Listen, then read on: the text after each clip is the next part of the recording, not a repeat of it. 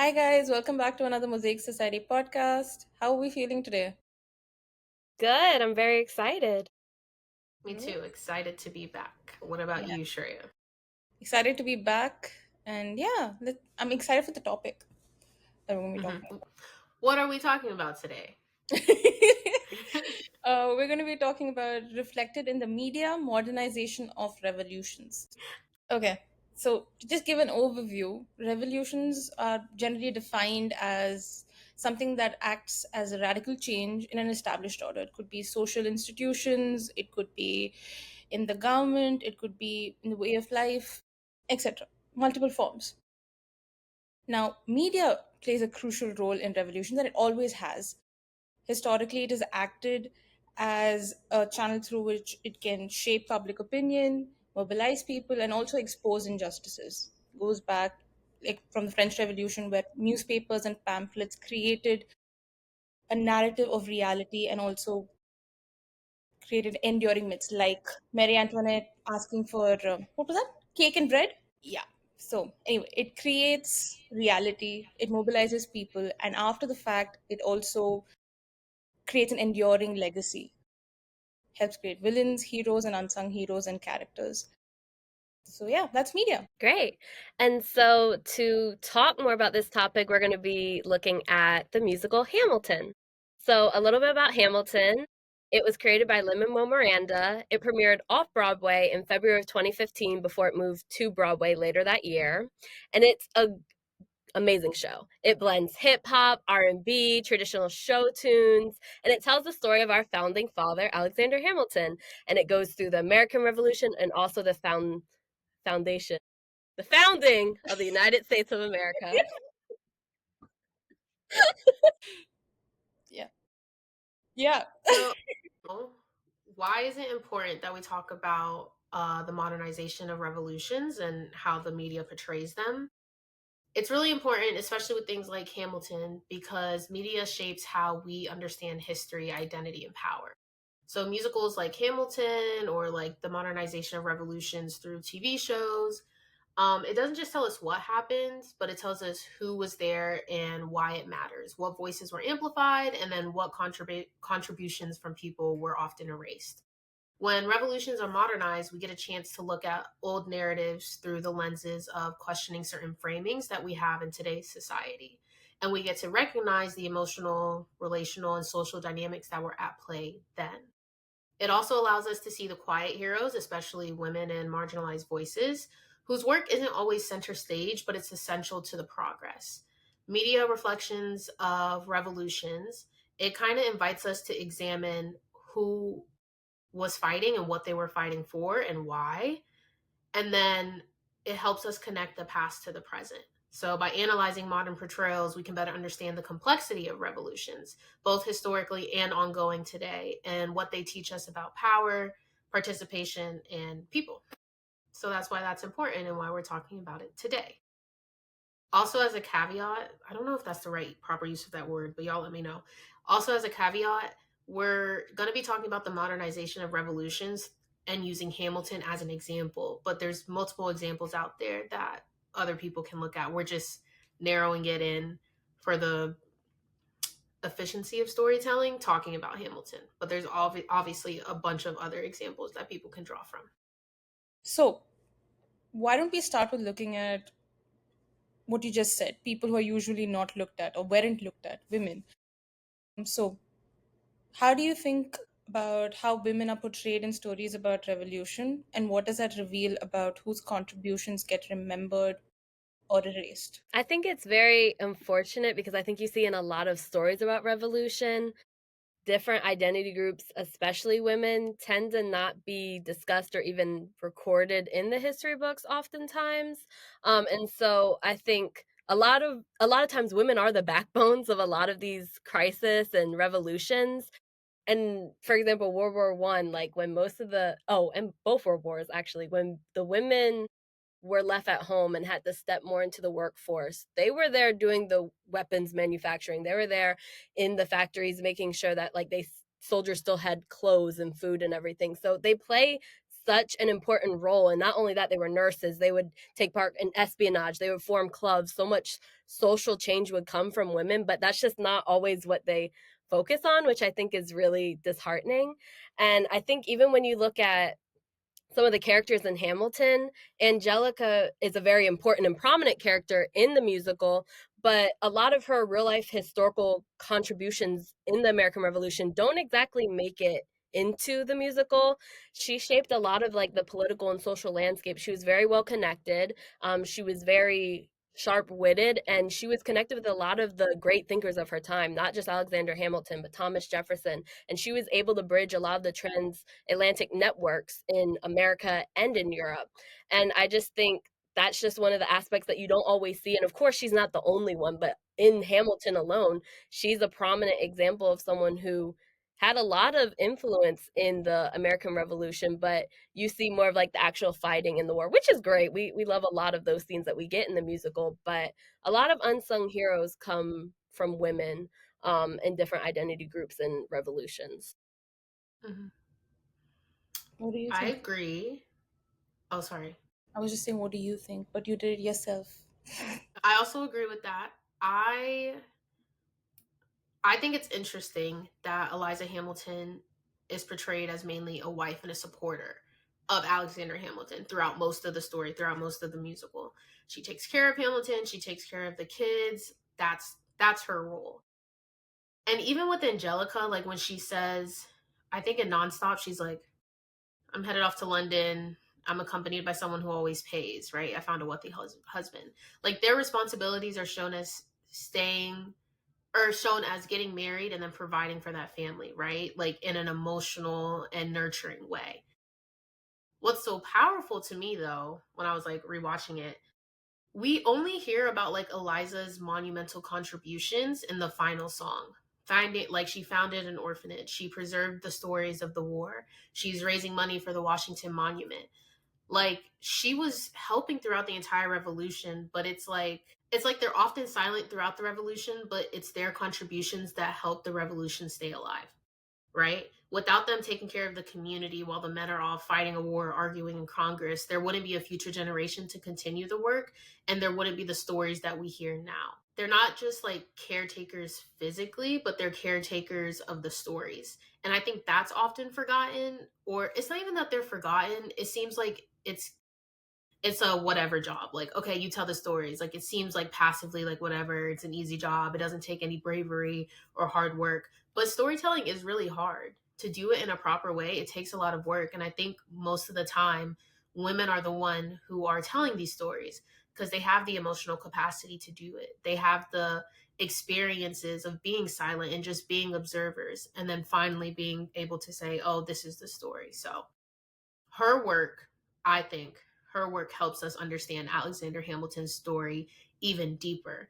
And I only imagine if Theodosia, I think that's Aaron Burr's wife, like what if she told the story too and we just don't see it yet? I'm sure these women have the deeper understanding of the complexity of the revolution. And by looking at women and asking them questions, they can usually help you better understand the why. So, when I thought about this question, the first thing that came to my mind was who was writing all of this? Who was preserving all of this? In the sense that even if we look at traditional media, what Eliza did was exceptional, but how do I put this? Women were not the primary storytellers at that point. Even now, it's coming to light that they've written all of this, but that wasn't exactly shared with the public or made popular knowledge way back then, or at least not until the turn of the century.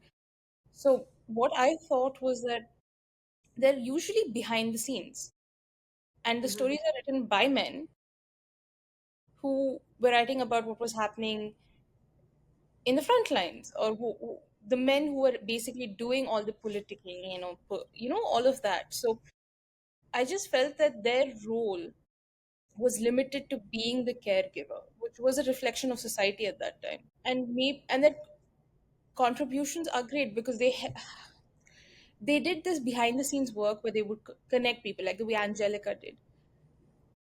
They would connect people. They would talk to each other. They would advise the men that they're connected with, who were actually doing, who were in the public.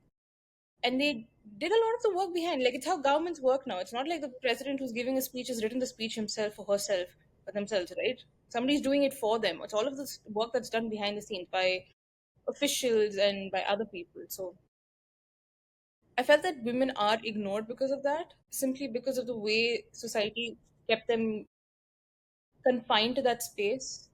And okay, side note, Eliza had 8 kids during that entire, like, the 8 kids. She spent all of her time pregnant or giving like birth or having rearing kids. So they didn't really have a lot of time. Angelica had 8 kids or 9 kids.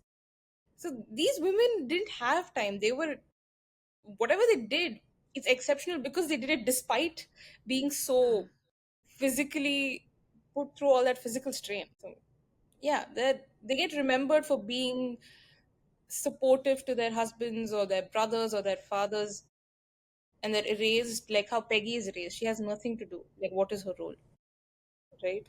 So Well, she dies fairly young, so there's not much about her, but agreed.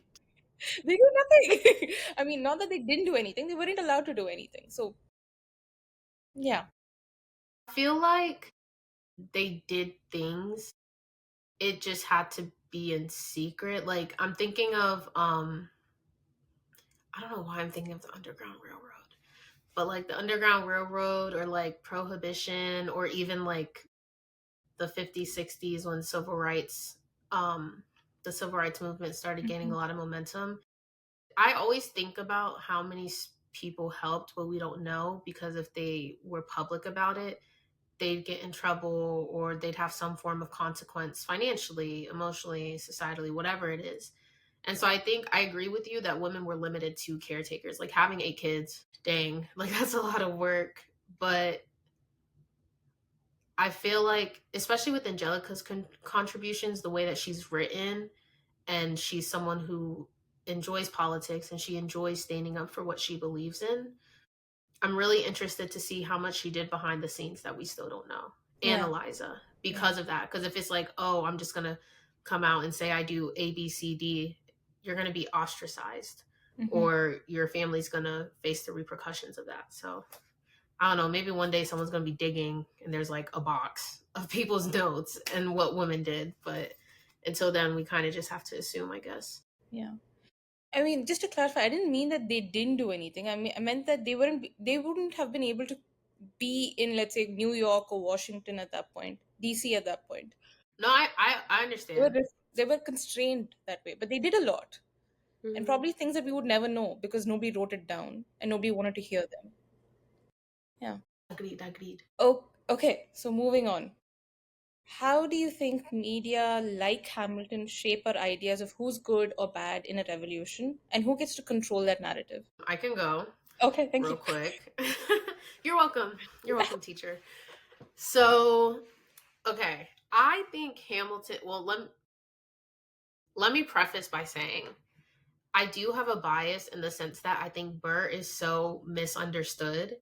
And so I tend to what is it? Like, Empathize? not over empathize, Compensate. overcompensate. Yeah, I tend to overcompensate for me trying to prove that Burr has like he's a very complex person and there's a lot of emotion there. So that's just my like before I say anything, you're going to hear the bias. I try to control it to the best of my ability. Okay. As for the question about shaping the narratives and the ideas of who's good and who's bad, I honestly think Lin Manuel did a really good job avoiding the simple labels of good and bad. To me, one of the most powerful lines that Burr says is I don't remember the name of the song, but it's when him and Hamilton duel. And Hamilton's, I mean, spoiler alert if you don't know this already, but Hamilton dies. And and Burr says he's like explaining what happened, the aftermath, and he goes, "Now I'm the villain in your history." Mhm. And that line stayed with me because when I was in high school, I remember learning about Aaron Burr, and the only thing I remembered about that dude is that he killed Alexander Hamilton. That's it. I didn't remember anything else about Aaron Burr. He was a vice president. I don't know nothing he did. And for me, it's like Lin Manuel showed that everyone had a reason for joining the fight. not everyone couldn't just have their own like 10-song long album within the show. Like it's just time wise it's not possible. But he did a really good job talking about Hamilton and Burr and Lafayette and Hercules Mulligans and John Lawrence and why they were fighting, even Angelica and Eliza. I think that the good and bad labels and narratives makes it difficult to understand the complexities of dynamics that are going on that lead to a revolution. The revolution didn't just start because of what Hamilton believes. It's what Hamilton believes and Burr and Angelica and Eliza and Hercules Mulligan, like all these people, their reasons pushed a revolution. And Hamilton's really loud and he's clear and he's bold in the way that he communicates. But Burr's a lot quieter. And I think Burr wanted to be part of something big. He educated himself. He was driven. He was trying to make his parents proud with this revolution. Well, with a lot of things, but the revolution's one of them. His motivations are very subtle, but they're often overlooked. And I'm happy that in this story, Lin-Manuel was able to show the narrative of the different perspectives of the revolution, which is why I think we should move away from good and bad labels. Because saying like in this story, technically like Hamilton's the protagonist and Burr's the antagonist, but you can flip it up depending on how you tell the story. So just tell the story as is and let people come to their own conclusions, but make sure you do it justice and talk about the complexity of the motivations. I digress. I agree, and I had a lot of similar thoughts as you. But when I was thinking about this question, I like absolutely love the theme in Hamilton that Washington says in two songs. The "Let me tell you what I wish I'd known when I was young and dreamed of glory," and then like the "You have no control who lives, who dies, who tells your story," and it like gives me chills when I think about it because it's like that's really true. Like you have no control over the narrative that people have about your legacy, and similar to you, I was thinking back to school and how the only time I had learned about Aaron Burr was about the duel. Mm-hmm. And it's not like I knew a whole lot more about Alexander Hamilton, but I at least knew, okay, he was really big in the financials of the formation of the country. I knew that it's like, he had a greater significance, it seemed, placed on him in history books. And so I Mm-hmm. think when you go in with that background, watching Hamilton, it's easy to kind of be like, oh, yeah, Hamilton, he is placed in the center of this musical. And so you tend to see it from his perspective, but it is kind of split. And I'll get to this in like the next question as well, that Lemonwell does a great job of showing the both sides, and so you're able to understand and sympathize where Burr's coming from as well. But Mm-hmm. it is positioned in a way, and history is positioned in a way where it's like you tend to, I think, sometimes see Hamilton in a more prominent light. Just like all the things that he was able to do, like they're still here around in the country now. Like the Federalist Papers, all of us know about that, and now we know he wrote 51 of them.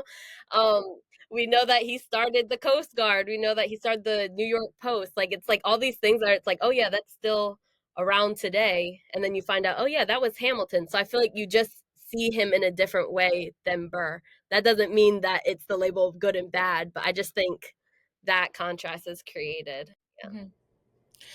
Okay, just to add note, who do you think gets to control that narrative though? So even if Hamilton does a great job of not throwing one character or particular group of characters as bad and one group is good, who do you think controls that narrative anyway when it comes to media like Hamilton? I think it's interesting because one of the things I was also thinking about, especially when it comes to like revolutions, there's that saying that like the winners write the history books. It's the people with the platform and the privilege to write these stories. These are the people who control the narrative. I do agree. I was thinking about that statement in general. I was thinking about the whole when is right history when we were prepping for this. I do think though, because I asked myself, I was like, when it comes down to it though, that was centuries ago, right? When this all happened.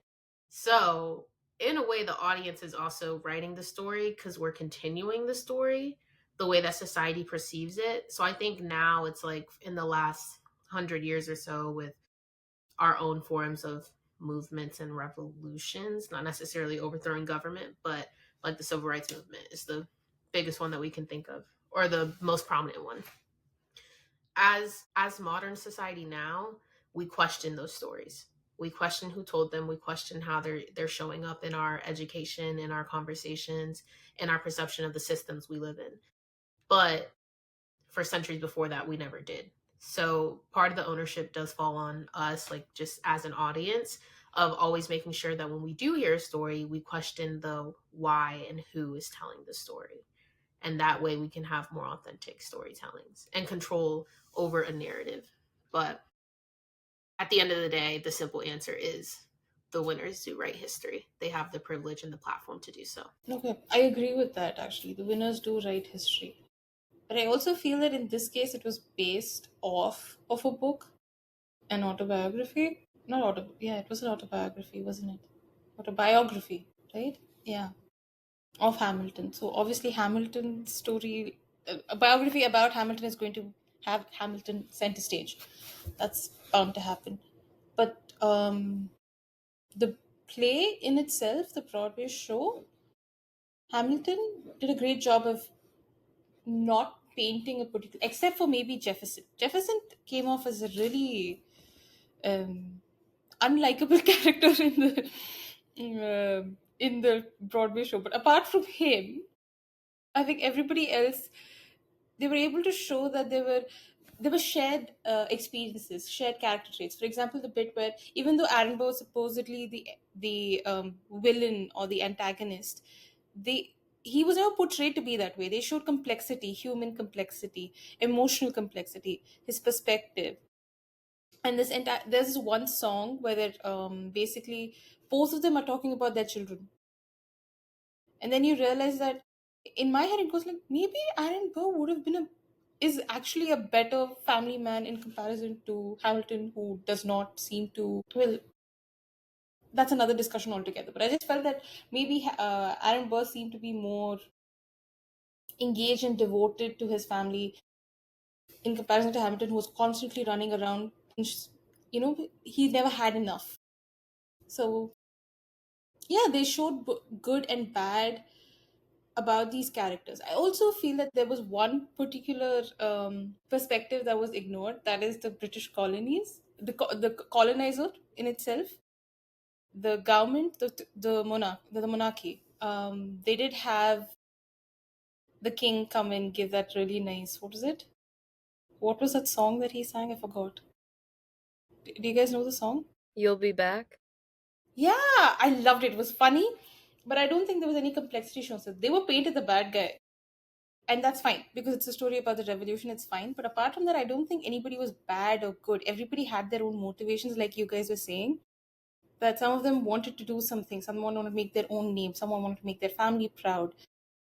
Someone wanted to raise above their station or do something and be someone. So it's not like everybody's taking part in the revolution because of what's that word? Patriotism. So I thought it was nice. It was patriotic, yes, but it also came with this idea of individualism, that they wanted to do something for themselves, make a mark for themselves, and contribute to this. So I liked it. So no good and bad, except for maybe Jefferson and the throne or the crown. And yeah, victors control the narrative. But that changes with time. On, what do you guys think is the role of passive versus active resistance in revolutionary stories? Do we tend, as a society, do we tend to glorify one over the other? Does anybody want to go first? Okay, go ahead. Do you think Hamilton as a musical glorifies more of an active resistance versus passive? I think you have two characters in Burr and Hamilton that very clearly juxtapose each other. You have Burr with his wait for it motif. You have Hamilton with his I'm not throwing away my shot motif. But as I said earlier, and how it kind of connects to the last question, it's presented in a way where you can sympathize with both sides, which I really appreciate. But ultimately, Hamilton's actions are what ultimately kind of gets things done. For example, it's Hamilton that captures the British cannons from downtown in Right Hand Man. It's Hamilton that writes the 51 essays that we hear about in Nonstop. And oftentimes, a lot of these direct actions that Hamilton does are juxtaposed with Burr either not really doing anything or like playing it safe. And then after Room Where It Happens, where you see Burr start to progress more in his career and kind of take the things that he wants, it's because he takes on Hamilton's ideology. And he even says that in the election of 1800. He says, I'm chasing what I want. And you know what? I learned that from you. So I think it does kind of glorify the active aspect as well. But then you can also kind of see downsides and of the more active side and then some of the positive sides of the passive. I do think you have to acknowledge that with Hamilton's character, yeah, he makes it happen. He does this, that, and the third, and he's a little bit impulsive. But then it also kind of leads to some of his like downfalls as well, like the Reynolds pamphlet and the duel with Burr at the end. And then you see on the other side with a more passive example, you kind of see how Eliza Hamilton, she has more of like a passive resistance in preserving his legacy, fighting out against slavery, researching all the soldiers that fought alongside of him. So I think it does a great job of balancing it. But I think when you have a whole not going to throw my shot motif throughout that is kind of championed, I do think it glorifies more of the active resistance side more so than the passive. But again, both have pros and cons to them. I agree with you. I was saying that I think the contrast of passive versus active, but what is it? Passive versus active resistance. It's in Hamilton and Burr. That's like the most obvious one. But I also think it's in Angelica and Eliza. Like, I think we have two versions of active people and then two versions of passive people from two different perspectives based off of the role that you play in the society. And I think that, I mean, you brought it up, but I think in this story, it is Hamilton who is like getting things done. But I can't help but think in my head, it's like, yes, he's getting things done, but the way he works is not sustainable. It is not sustainable at all. And so you need people like Burr and people like Eliza who are like, slow down or let's wait for it in order to get things done. I think we glorify being an active part of a resistance because it's loud and it's bold. It draws headlines, it gets things done quickly, but just because it gets done quickly doesn't mean it's the most efficient way of getting it done. And I think if talking about today's society and the way that we protest and boycott, I think those are really important ways, like being active in the resistance, being active and like standing up for what you believe in, but you have to have a balance of both. You have to know when to be passive and when to be active. Like, say Hamilton's the one who is stealing the cannons, right? Like, Burr's not out there grabbing cannons. That's just not his personality. But what if Hamilton steals the cannons and then you need someone to go into the room and negotiate? You're going to need someone more passive. You're going to need someone who's patient, who can observe, like Burr. So they work together in order to get things done. I don't think we see it too much in Hamilton because the story is mainly focused on Alexander Hamilton. Um, but I think both matter, and we glorify being active too much to the point where it's like people who aren't naturally active, they try to be, and it's embarrassing. Like Aaron Burr, when he's like after Room Where It Happens and he starts going after what he wants, he took on this persona, this Hamilton's ideology, like you said. But when it comes down to it, nothing worked for him after that. Jefferson and Madison still didn't like him. He still didn't become president. He ended up killing Hamilton, and now he's the villain. Instead of staying true to who he is and how he resists and what he can do best to contribute to society, he took on this active role because it was so glorified. Even Jefferson was very active, and they were getting things done, and they were getting the headlines, they were getting the attention. And I don't blame Burr for wanting some attention. I don't blame Burr for wanting people to be like, oh, you're important too. Because if I put my life on the line and people weren't acknowledging that, and they were focusing on Hamilton and Jefferson because they're louder than me, even though we're both playing our roles and doing our parts, I would be upset. So we just have to find a balance between the two and then respect for both. You can be active and passive. They're both good. Respect both. There's not one that's better than the other. Both are needed. And I think that is so beautiful when you think about the world was wide enough and how Burr didn't realize it till after the duel that you need both. So yeah, snaps around, flowers to you. Yes. The world was wide enough. If you just listen to Burr's songs, like his progression from where he started to now, I think that's one of the best examples of what it means to stand up for what you believe, or what it means to lose yourself when you're standing up for what you believe in, and how you can't be as successful. Just listening to Burr's songs, from Wait For It all the way to The World Was Wide Enough, you can see he's lost himself because he was trying to be someone else instead of being himself. And because of that, he wasn't able to contribute in the way that he wanted to. And it's painful because I can understand what led him to that, but it's also like, stay true to yourself and you will get things done. It might not feel like it in the moment, but people remember the good more than the bad unless you do something really bad, like murder someone. Like you can't outrun that narrative. But if Burr would have stayed the same and kept fighting and pushing, he would have been remembered as this patient, quiet, loving dude in a way, and who helped and aided in the success of the American Revolution instead. But he lost his way because of all the pressures and the pride that he had. Ugh, love him, but he did too much. I appreciate both your perspectives because I didn't think of active and passive resistance the same way. And when I heard you guys talking, I was like, okay, that makes sense. And it like opened my mind up to saying that, oh, you can view Burr in this manner as well.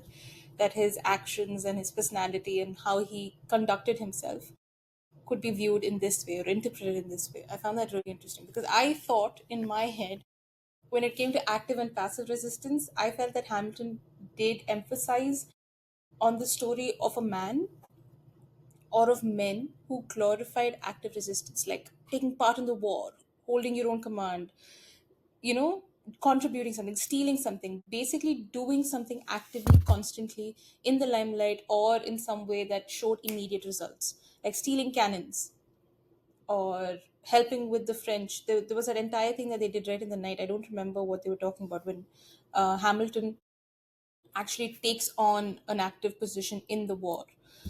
And I felt that that's how, I hate saying this, I might be wrong, but that's how perhaps men in the society, or men who controlled society at that point, viewed glory and viewed contribution. And I saw elements of this. I saw Hamilton as basically the story of a man who wasn't comfortable with the idea of sitting in the back line, behind the scenes and writing and making sure things get done so that people who are fighting could be able to do so, part of the resistance but passively involved in the resistance, um, which didn't sit well with his need to be in the scene. Um, do people tend to glorify, do we as a society tend to glorify it or glorify one over the other? I think initially, or at least how history was written, did end up glorifying one act over the other. It says that Washington's role in leading the war was glorified, made him revered and respected.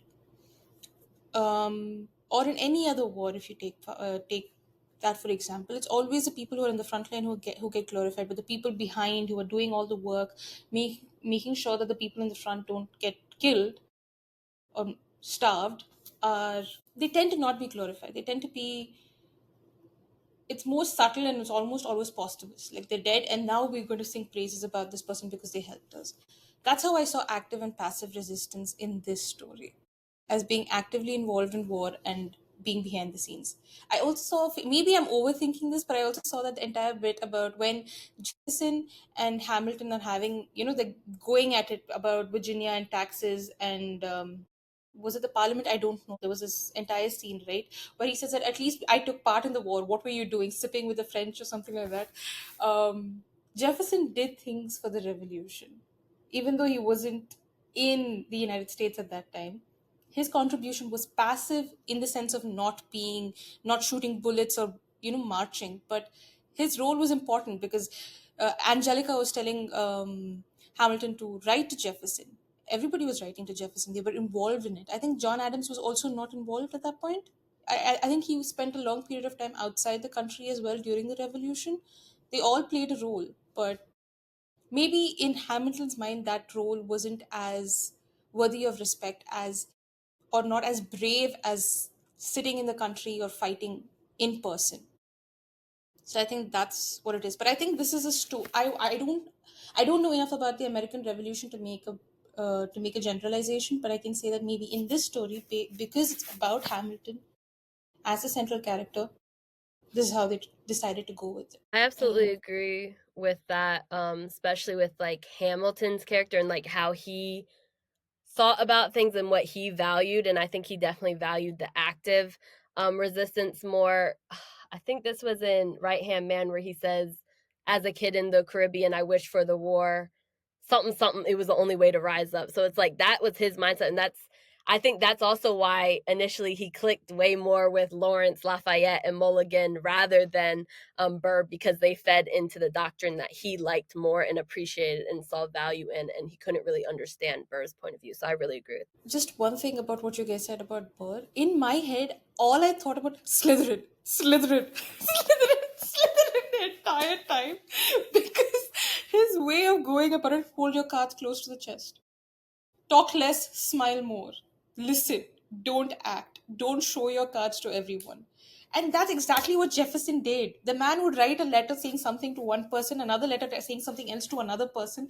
Nobody would, the people he wrote letters to would fight, and he'd just be like, I am, I did nothing. I don't support anyone. So I thought Burr was, that's the impression I got from Burr, that basically he valued subtlety more than Hamilton, who was like, no, I have to say out loud, I have to shout out what my mind says all the time. Burr was like, no, I don't have to do that. Yeah, so that's how I saw Burr. Then he went downhill for different reasons in my head, but yeah. So your points showed me a new perspective. So moving on, how do we think third parties or neutral characters in revolutions are portrayed? Do you think they're shown as cautious, complicit, or something else entirely? This is the question that I feel like actually, like, I've been, since Hamilton came out, like when it moved from off Broadway to Broadway is when I was introduced to it. I've been obsessed. And I feel like because it's been 10 years, like I've kind of come to my conclusions about it, my perceptions. But this question made me see like a different perspective of Hamilton because I was watching it and I was like, third parties or neutral characters, like the ensemble aids in the storytelling, but the ensemble is supposed to represent thousands or a million, millions. I feel like there wasn't that many people in the colonies yet. Let's say thousands. It's supposed to represent thousands of people who were watching this revolution go down. So we don't really know how third parties were acting, how neutral people were acting. But it made me think about Peggy. Because I was like, Peggy's in Skylar's Sisters. She's in Helpless Satisfied, like the wedding. But that's really it. But in Skylar's Sisters, when she's like, Daddy said not to go downtown. We can't stay out too late. Let's go. Come on. And like you see her, the fear she has. I think she does a really, or that character does a really good job representing people who feel unprepared to take a side. I think a lot of times when we have revolutions or movements going on, you have the active, in for headlines. You have the more passive, still taking a stand with the revolution, but in a passive way. And then you have a lot of people in the middle who just don't know what to do. They don't feel comfortable being so loud and bold. They don't feel comfortable in the background, or they don't have the skills to be in the background. They're just there and they're scared and they're unprepared and they feel unsafe. And I think that this hesitation, a lot of times, especially like in today's society, like there's so much going on in the world. I feel like a lot of times people get upset when people haven't taken a side because it's kind of like a reflection of, oh, well, you don't care. There's some people who care. They're just so overwhelmed with everything in their face that they don't know how to express themselves or express their stance that they want to take. And so I think Peggy is a really good reflection of that. Even though she died young and we don't really know everything else that she did in her life, she's a good contrast between Angelica, the active one, Eliza, the more passive one, and then herself, who's just stuck, not sure, really scared. And ever since I thought that, as I'm watching, like again, I'm like, wow, Peggy really is the quiet one. Like she's the one there, not really adding to the revolution, but she's still a part of it. She's still right there. She sees it happening. She just can't express herself out of fear. And I think that's normal and it's justified. Eventually, you can't let fear stop you from actually like standing up for what's right. You have to move through the fear or move with the fear. But I think it's fair for us to just write those people off just because they're too scared to stand up. Maybe we can just give them a helping hand and help them stand up in silence and like in the quiet, and then they feel more empowered to do it in public. But yeah, that like blew my mind. I don't know why. I don't even know if that was Lin Manuel's like intention, but she's a really quiet part of the revolution. She doesn't do much, but she's always there. She's at the parties, she's at the balls, she's talking to her sisters. She even gives Burr a look when he's like hitting on Angelica, and then Angelica's talking about women's rights, and she's like, yes, I agree. It's just really, really, really quiet. It's not even passive. Like she's just lip sealed. Wow. Okay. I hadn't thought about that at all. That's really interesting. I don't think I've ever really thought that deeply about Peggy as a character and who she is as a device in the story. I really like that. Wow.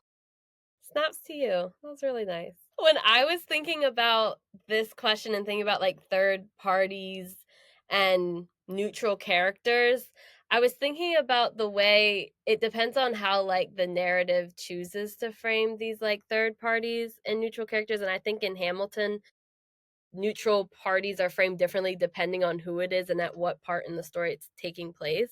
So I was thinking about in Farmer Refuted when Burr is coming off as really cautious and kind of like complicit in letting like the farmer be like, heed not the rebel who screams revolution. Like, you know, Burr was like trying to like calm down Hamilton and his posse, and then you have Hamilton who's like, Burr, I'd rather be decisive than indecisive, drop the niceties.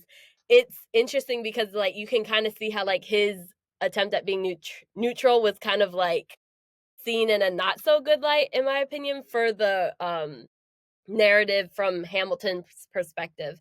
But then later on, I thought it was really interesting looking at the cabinet battle number 2 and where they decided to be neutral in the French Revolution, and how it's like it's cautious, but it's like you can kind of within the narrative think, oh yeah, they're a new country, like they can't get too involved, you know, they have to protect themselves, da da da. But then it's like you also have Jefferson's view where it's like, well, what about Lafayette? They gave us ships, they really helped us. So it's like it's one of those things where it's like it depends on how it's framed within the narrative, how being neutral or being a third party, how that is kind of like perceived. So that's how I thought about it. But wow, the Peggy, that's still blowing my mind. That's crazy. Wow. Right? I was like, it's been 10 years and I never thought about Peggy.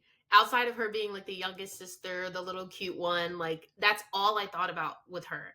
But she's living in this traumatic experience too, and she's taking part in a revolution just in a quote unquote not important way based off of the narrative. Ugh. My girl Peggy, I'm gonna give her more respect now. That Peggy interpretation, I did not have that. I just thought she was a representative of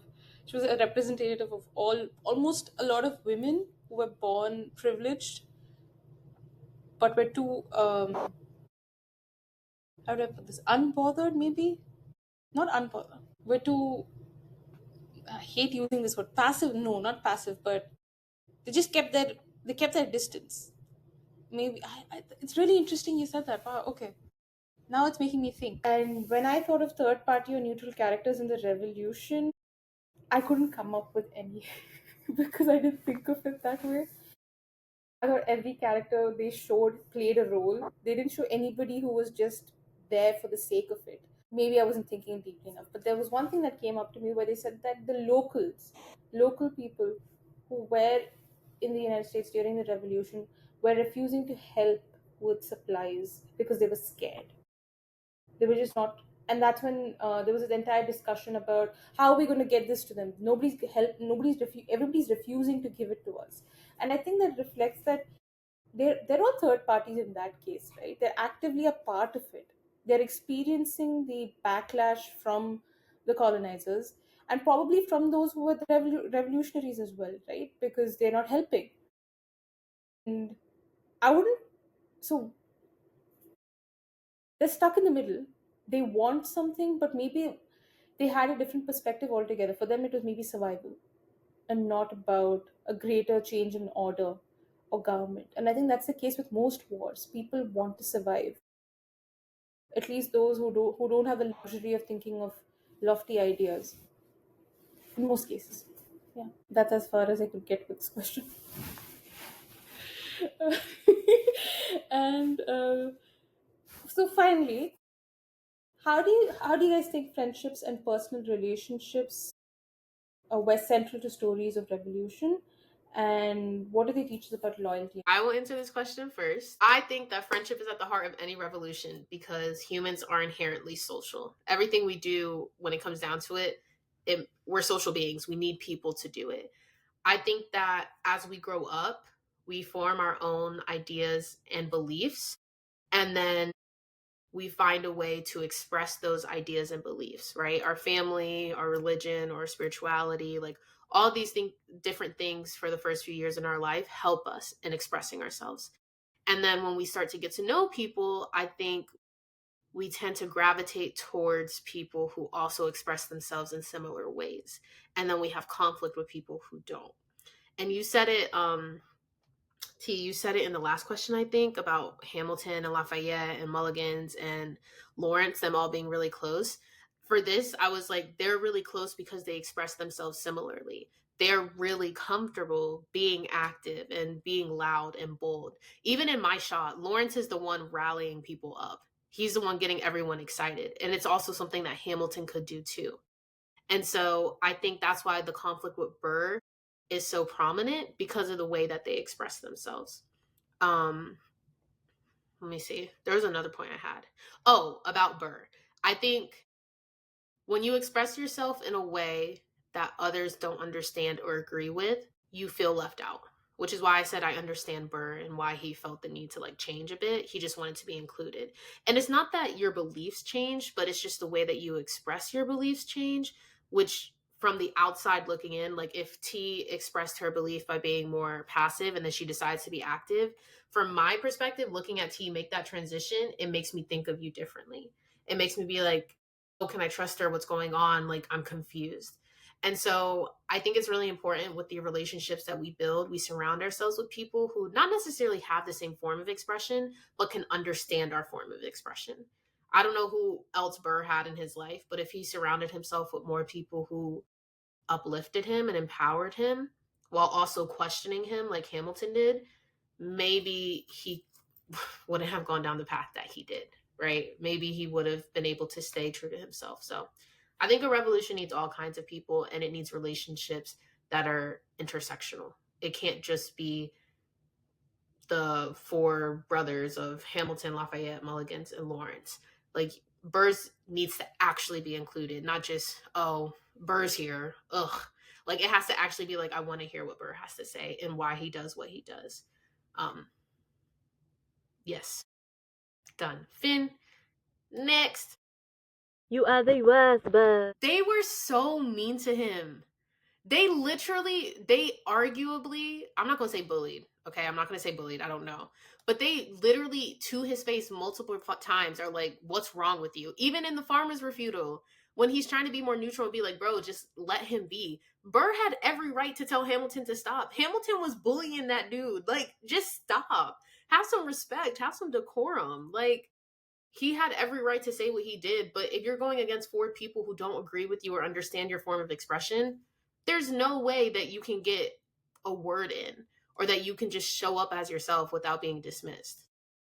Bruh. Feel that when you're looking, when I look at Hamilton, I'm not looking at it as the story. The entire thing is not about a revolution. It's about a man who goes through a revolution, revolution being a large part of the story, and then it moves on to post-revolution. So when I look at stories of revolution, why do I think friendships and personal relations are so centered? That's because when we're looking at storytelling or when we're looking at stories, like Rose said, we're all humans, we're social animals. That's how we're described in sociology, right? Human beings are social animals. And for revolution to work, it's all about the network of people, of individuals, and so much more in that generation, in that century, because we didn't have, we weren't able to instantly connect ourselves with people. We didn't have access to resources e- as easily as we do now, or at least those who are privileged have easy access now. That wasn't the case then. So, human beings, camaraderie, diplomacy, acquaintances became all the more important, and that's why stories of revolution emphasize on friendships and personal relationships. I think because friendships bring out those elements of revolutions that make it appealable to people. The fact that they shared a bond, there was some sort of brotherhood or camaraderie, or there was some sort of affection. that led these people to act in a particular way, that made that pump them up so that they would work towards a particular goal. So I think that's a human element, and that's what makes it more appealable. Like, let's just say a couple of people came together, fought a war because they were being taxed so heavily, and they won. Who'd like that story? Nobody would. So when you're talking about stories of revolutions, it has to have that human element, and that maybe that's why friendships and personal relationships were emphasized. But also because that's how you got things done. You had a relationship with someone, which is why you were able to write to them and tell them, please send us arms, please send us ammunition. And the fact that these people probably met once every couple of decades or twice a decade because they were constantly traveling and moving meant that it was all through correspondences. So the personal relationship aspect in itself was, I think, more beautiful. Don't you think? Be able to write to someone over years and then reach a goal like independence. What do they teach us about loyalty? Well, whenever, I don't know if this is relevant, but I've when I thought of this question, I thought loyalty is something that some people took as a central value, and some people took as a means to an end. I'm loyal to you. We're loyal to each other as long as our goals are the same. And the minute that happened, the factions came into existence. Why? Because their end goals were different. Their priorities were different. Like the entire thing where Jefferson, Washington, Hamilton, and then Burr on the sidelines are like, what's happening? Why the factions? What is this? They didn't want factions. They didn't want parties. Loyalty is a means to an end, and conflict is, honestly, they seem like, when you look at this particular story, at least it seemed like they were fighting with each other for the silliest of reasons. You said something about my father-in-law. You took my father-in-law's seat. I don't like you anymore. You gave your nomination to Jefferson instead. I don't like you anymore. I want to shoot you. You said something mean about my dad. I'm going to shoot you. Let's shoot at each other. Like, seriously, what's wrong with these men? Anyway, that's it. Wow, I You like that. Loyalty is a means to the end. Wow. in my Bars. head. I gotta write that down. Wow, okay. So I'm going to answer mine next, but first, before I do that, I'm going to introduce this next segment that we're about to go into. We are now going to rank two different things. First, we're going to talk about what song in Hamilton we think best represents revolution to us. And then next, very hard ranking we're about to do. We're going to talk about our top 3 favorite Hamilton songs. I know all of them are amazing. They're so good. It's a no skip play, but we're going to try and tell y'all our top 3. Okay, so first, I'm going to answer the question in terms of what friendship means in a revolution.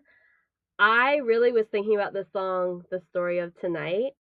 I just think there's something so beautiful about a lot of the lyrics.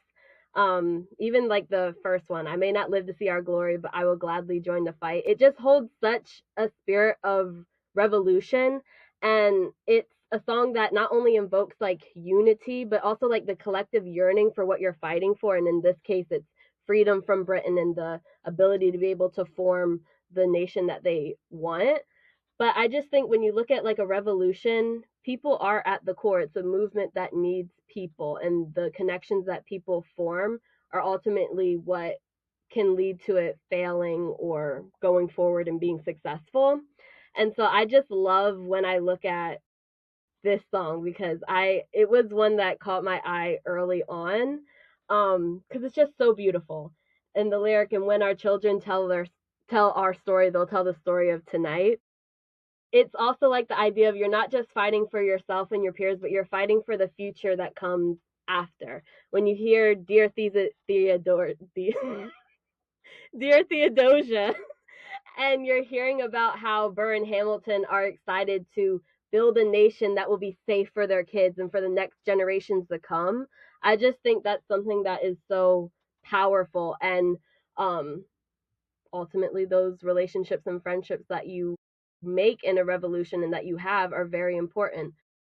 raise a glass to the four of us, tomorrow there'll be more of us. Like, it's a growing movement that's going to continue to prosper and grow, and you're going to get more people involved, and it becomes like a whole community that's working towards this collective goal. So I just think, yeah, the story of tonight, it represents revolution to me, but also it's a great song that I feel like it's kind of like the anthem of that friend group of Hamilton, Mulligan, Lafayette, and Lawrence for real. And I just top, top, top. But what are y'all's top song that represents revolution for you in Hamilton? Okay. I was stuck between two songs for the song that represents revolution because depending on what part of the revolution I think matters, but my overall choice is My Shot. I think My Shot beautifully encapsulates the internal dialogue that we have with ourselves when we say enough is enough, when we're tired of it, when we want to be heard. There's one line he has in the beginning. Hold on, bro. It's like he says, why did I not write it down? I have to holler just to be heard. Like, I have to scream just for you to hear me. And Hamilton, like we've been talking about this whole podcast, he's very active. And so this song, like him like screaming to the top of his lungs and like standing up in front of everyone and being loud and being bold, it's his way of being like, I'm done with this. But I'm sure Burr feels the same way. I'm sure this revolution wasn't, his context might be different, but being tired of like, my favorite line in that song, I'm past patiently waiting, I'm passionately smashing every expectation, every action's an act of creation. Like, it's like everyone is feeling that. They might not all be saying it, but they're feeling that urge to just be like, stop, like, please just listen to me, this is what we need to do, this is us. So I would say that. I have to say my second one, I'm sorry, I have to, sue me. I think One Last Time is also a very beautiful representation of revolution, because revolutions have to end some way, some shape, some form, whatever. But if you win the revolution, what changes? What's your future? And I think that song is really powerful in the way that Washington is trying to like urge the nation towards this new beautiful freedom that they have, but to also like, what is it, err on the side of caution, of like be patient and like listen to each other. And I know Washington was the one who was like, we shouldn't have bipartisanship, like the two different parties that we have. Like, he's urging them to like move forward, let's say goodbye one last time, let's have a drink.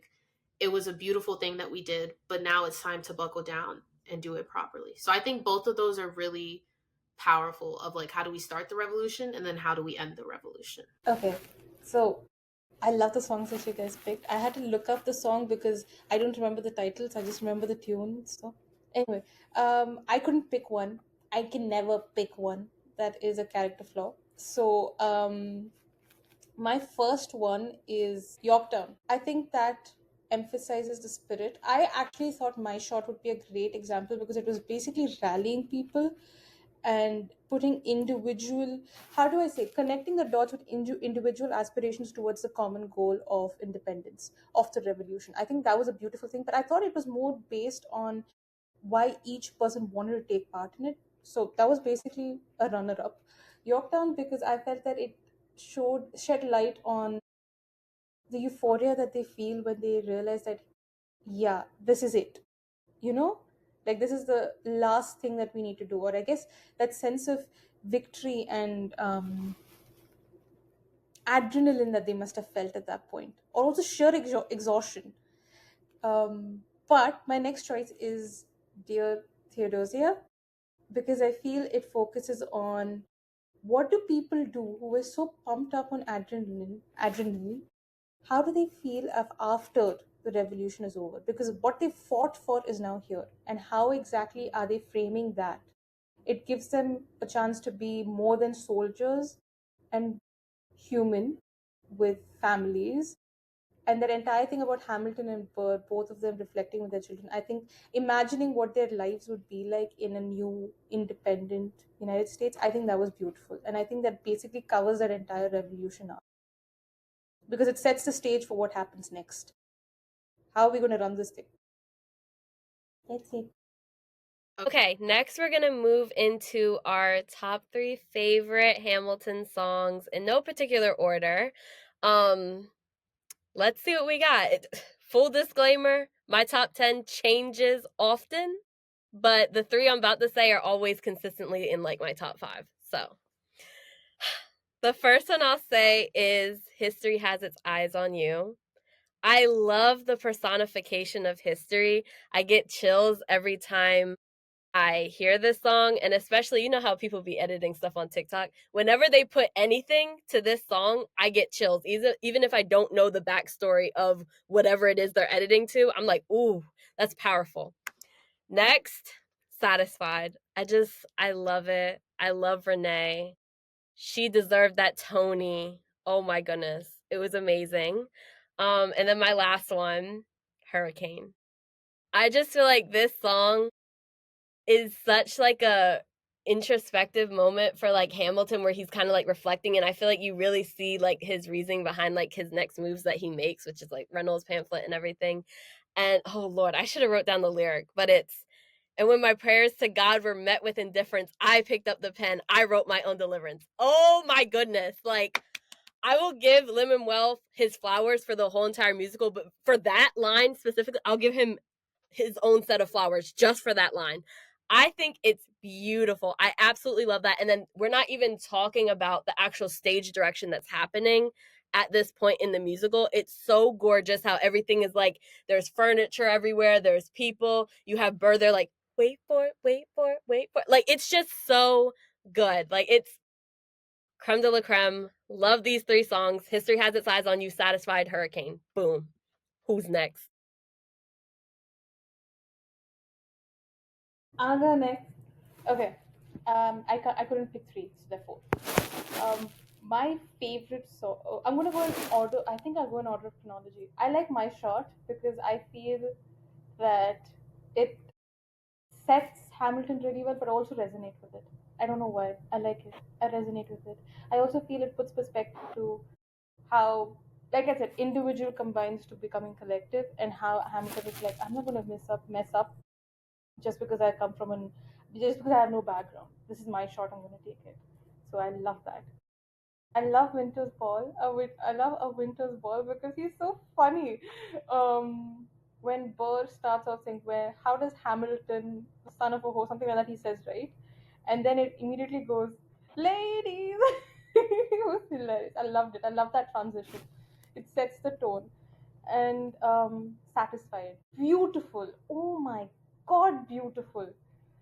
All that anguish in that song, it was beautiful. I've never seen something like that in a play where they basically give you another perspective to what happened. Like, this is one version, this is the other version. Loved it. And then finally, the room where it happens. Loved it. Rose, your turn. So I have 2 for sure. Okay. And then my third one, I have 4 songs written, but I was like, if you guys say one of them, I'll just take it out. Okay. And y'all said 2 of them already. So I just took them out. So the first 2 that's I think have always been like one of my favorites. It's, well, first is That Would Be Enough, Eliza's song to Hamilton. When he finds out he's pregnant and Washington sends him home, or she's pregnant and Washington sends her home. Like, everything about that song I think is, it's really beautiful, talking about the I guess heaviness of revolution and the heaviness of being with someone who's always fighting. First off, Philippa, I believe so. Philippa or Philippa, I don't know what the pronunciation is. I think it's Philippa Sue. Philippa Sue, sorry. Sorry, my girl. Let me put some respect on that name. Philippa Sue, so talented. Like, every song she sings, so talented. She's so skilled. But I think That Would Be Enough. At that point in the musical, everything's so upbeat, where it's like we just kind of need to slow down and narrow in and understand what these people are feeling. And when she's like, we don't need a legacy, we don't need money. Let me be a part of the narrative, right? Like, the first chapter where you just decide to stay. Like, just calm down, bro. Like, that's all she's asking. I think it's beautiful. And the way she sings it is just, every time that song plays, I don't skip it. It's time. I pretend I'm her. And I have to perform. I have to deliver. My second one is Wait For It. Because to me, I'm not saying it's the best line in the musical, but one of my favorite lines is in the bridge of that song. Well, I guess it's the chorus. No, the bridge where he's like, I am inimitable, I am an original, I'm not standing still. Wait, I am inimitable, I am an original. Behind or running late, I'm not standing still, I'm lying in wait. It shows that even though he is just waiting, it's an active wait, right? He's actively waiting. He is doing something, even though it looks like he's doing nothing. That line blows my mind every time I think about it. Every single time. I'm not lying still, I'm lying in wait. So that's he deserved the way you said that Renee deserved her Tony. He deserved his Tony simply for that. And Room Where It Happens, which was my third one, but Shreya said it. But he deserved it. So my third one now, suspense. I'm stuck between the two y'all didn't bring up. I'm gonna go with I'm gonna go from the musical theater kid that I am. Burn. Musically speaking, as a musical theater song, amazing. Amazing. It's an amazing ballad. She delivers it perfectly. I think that it's a part of the story where you finally get to see, I guess, the humanity of Eliza, because throughout the story, Eliza's just this kind, sweet, caring, beautiful girl. She's a Hamilton's wife. Like she's there. I feel like Burn is her Room Where It Happens for Burr. Like she's like, oh, okay, I'm taking control of my narrative. No one, history doesn't get to know what I thought or what I said. They don't get to be in our bed, whatever. Like you invited people into our bed. That doesn't mean I want them there. They're not going to hear my side. I think from a musical perspective, her delivery vocally phenomenal, but also her delivery with the acting. Like she's like going numb, but it's not even numb. Like it's just the anchor of who she is and what she stood for, and that being destroyed. She killed it. Literally, arguably one of her best songs in that entire soundtrack. Whew. But this was hard. This was very hard. A little bit more credit to Philippa Sue. The part where she starts beatboxing, oh my god! My name is Philip. I am a poet. The way the mother was like, okay, Philip has prepared something. He's been, he's really eager to show it. So there's a warning in there. Don't be an ass. Have y'all seen that TikTok trend where it's like, my boyfriend wants to show you his plants and you better be nice about it. Go ahead, babe. Honestly, I don't think enough. I honestly didn't think she was beatboxing. Not gonna lie, I thought it was the sound, and then I saw her do it live, like on an interview, and I was like, "You're so talented. Like you are so talented. Can't even say anything. Let me just sit here and let you do your thing, win your awards." It was crazy. I was like, okay, where are they going with this? And then suddenly you see her coaching her son. And then that's why you see the mother side of her, in the sense of her maternal instinct or whatever it is, where she's a little fierce when it comes to her, very gentle fierce. Like, don't mess with my kid, be nice to him. And yeah, that beatboxing thing just got me. And Philip was so terrible in the beginning. That wraps up today's podcast.